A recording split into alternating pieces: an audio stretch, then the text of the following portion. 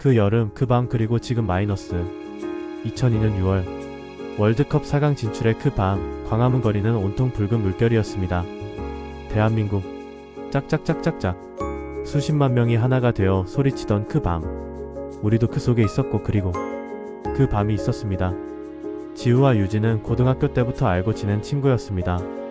20살이 된 지금까지 서로의 연애사를 놀리고 응원하며 지내온 편한 사이였죠. 야, 너 또 차였냐? 에이 지후야, 너는 언제 여친 생기냐? 이런 식으로 티격태격하며 지내온 평범한 남녀 친구 사이였습니다.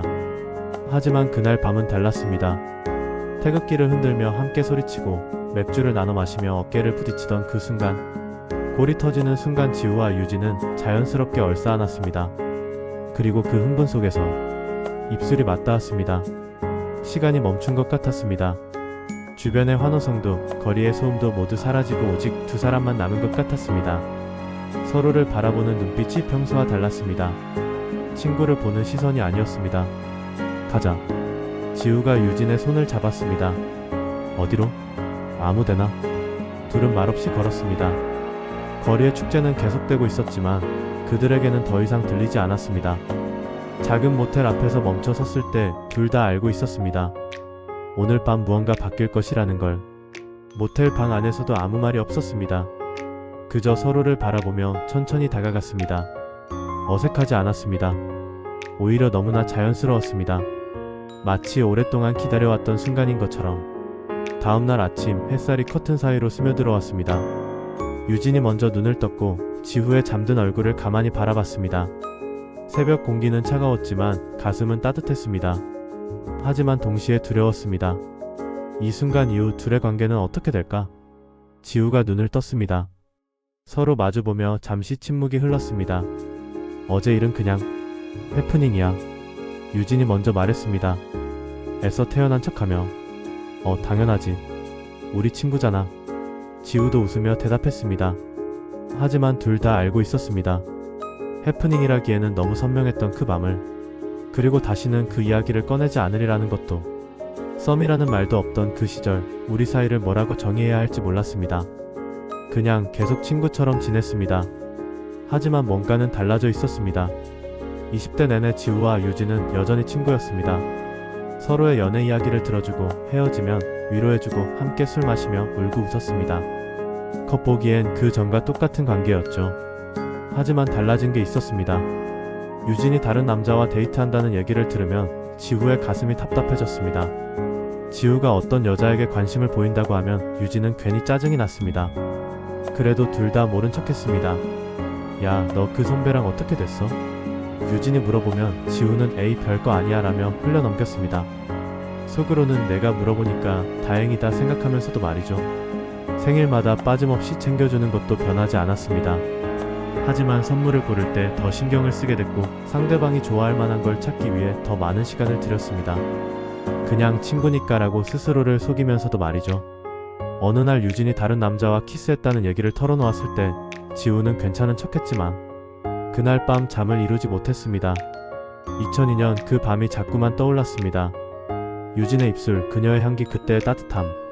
유진도 마찬가지였습니다. 지우가 소개팅에서 만난 여자 얘기를 할 때마다 가슴이 쿵쿵거렸습니다. 왜 나는 이러지?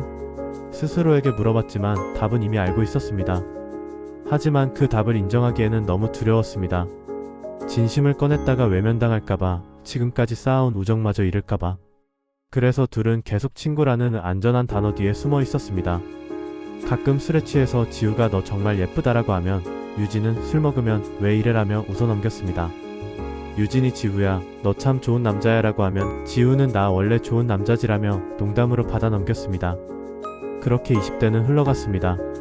서로를 사랑하면서도 사랑한다고 말하지 못한 채 친구라는 이름으로 계속 만나면서도 진짜 마음은 숨긴 채로. 결국 시간이 흐르고 우리는 각자의 길을 걸어야 했습니다. 너는 다른 사람의 신부가 되었고 나는 박수를 치며 너의 웨딩드레스를 바라봤습니다. 30 즈음 유진에게 좋은 사람이 생겼다는 소식을 들었습니다. 공무원으로 일하는 성실한 남자였습니다. 진짜 좋은 사람 같아. 나랑은 정반대 스타일이지만 그게 또 좋더라. 유진이 행복해하며 말했을 때 지우는 웃으며 축하해줬습니다. 하지만 그날 밤 지우는 혼자 술을 마셨습니다. 한 병, 두 병. 취해서도 잠이 오지 않았습니다. 내가 왜 이럴까? 친구로서 축하해줘야 하는 거 아닌가? 스스로에게 화가 났습니다. 결혼식 날 지우는 단정한 정장을 입고 참석했습니다. 순백의 드레스를 입은 유진은 정말 아름다웠습니다. 행복한 미소를 지으며 신랑과 함께 걸어가는 모습을 보며 지우는 박수를 쳤습니다. 그리고 가슴 깊은 곳에서 뭔가가 끝나는 소리를 들었습니다. 축하해 정말. 피로연에서 지우가 인사를 드리자 유진이 환하게 웃었습니다. 고마워 지우야. 너도 빨리 좋은 사람 만나. 그래야지. 둘은 마지막으로 포옹했습니다. 친구로서의 포옹이었지만 지우에게는 작별 인사 같았습니다. 몇 년 후 지우도 결혼했습니다. 회사 선배의 소개로 만난 괜찮은 여자였습니다. 사랑은 아니었지만 함께 살아갈 수 있을 것 같은 사람이었습니다. 유진도 연락을 보냈습니다. 축하해. 행복하게 살아. 결혼 후 연락은 뜸해졌습니다. 각자의 삶이 바빠졌고 새로운 가족이 생겼습니다. 명절에 한두 번 안부 문자를 주고받는 정도였습니다. 잘 지내시죠? 애는 몇 살이에요? 요즘 회사는 어때요? 어색하지만 예의상 주고받는 인사말들. 그러다가 어느새 그마저도 끊겼습니다. 유진은 완전히 사라졌고 지우도 더 이상 연락하지 않았습니다. 그저 가끔 꿈에서 그녀를 만날 뿐이었습니다. 20대의 그 밤 웃으며 맥주를 마시던 그녀의 모습으로 시간은 냉정했습니다. 추억은 추억일 뿐이었고 현실은 계속 흘러갔습니다. 지우는 때때로 생각했습니다. 그때 용기를 냈더라면 어땠을까? 하지만 이미 늦었습니다. 모든 것이 세상이 너무 좁아서일까 아니면 운명이었을까? 그곳에서 그녀를 다시 만났습니다. 40대 중반이 된 지우는 이제 중간관리직이 되어 있었습니다. 거래처 접대가 있는 날이었습니다. 내키지 않았지만 일이니까 어쩔 수 없었습니다. 강남의 한 룸살롱, 화려한 조명과 시끄러운 음악이 가득한 곳이었습니다. 사장님, 안녕하세요. 접객 여자들이 들어왔습니다. 지우는 고개를 숙이고 있다가 누군가의 목소리에 깜짝 놀라 고개를 들었습니다. 후야. 그곳에 유진이 있었습니다. 짙은 화장, 높게 올린 머리, 화려한 드레스를 입고 있었지만 그 눈빛만은 여전했습니다. 20년 전 그 눈빛 그대로였습니다.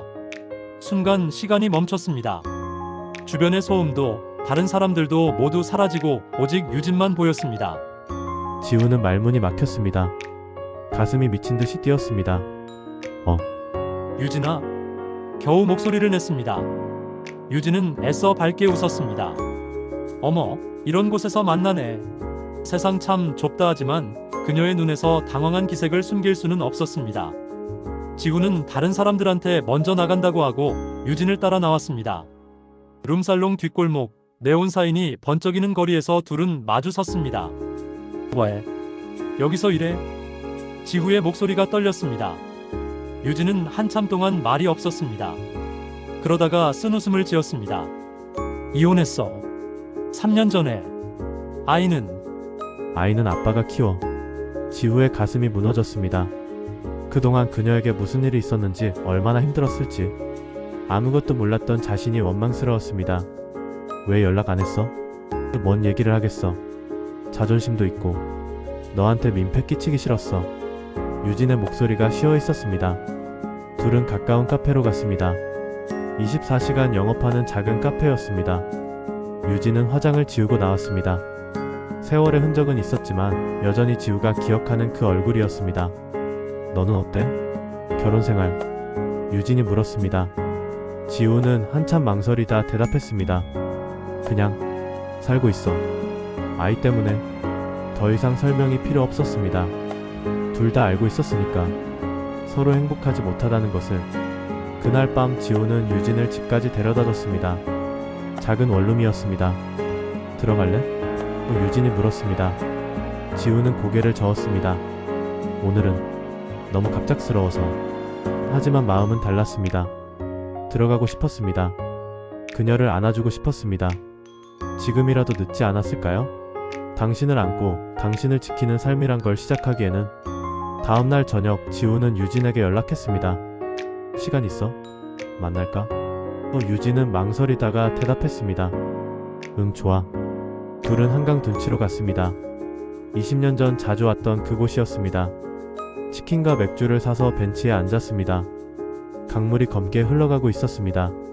그날 밤 이후 나한테 감정 있었어? 유진이 조심스럽게 물었습니다. 지우는 한참 동안 맥주캔을 바라보다가 고개를 끄덕였습니다. 있었어. 계속. 왜 말 안 했어?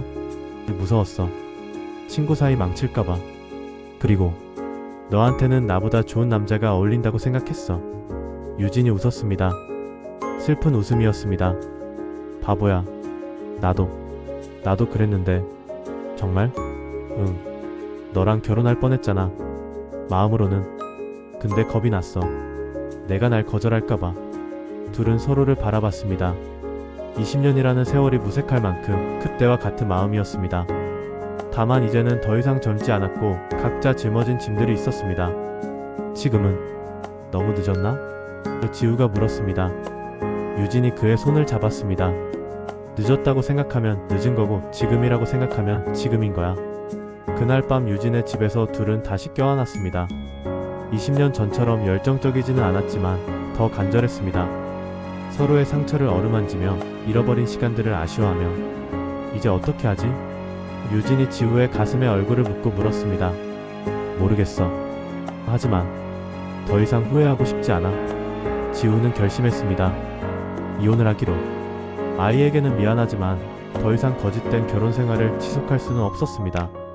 유진도 새로운 시작을 준비했습니다. 그 일을 그만두고 작은 카페를 차리기로 했습니다. 쉽지 않을 거라는 걸 둘 다 알고 있었습니다. 세상의 시선도 경제적 어려움도 아이들 문제도 있었습니다. 하지만 더 이상 미룰 수 없었습니다. 우리 참 오래 돌아왔네. 유진이 말했습니다. 친구로 시작해서 친구인 척 살아오다가 지금에야 사랑한다고 말할 수 있게 됐어. 늦었지만 진짜야. 지우가 대답했습니다. 이번에는 놓치지 않을 거야. 20년 만의 재회 그리고 뒤늦은 사랑의 시작. 그들에게는 아직 시간이 남아 있었습니다. 구독과 좋아요는 사랑입니다.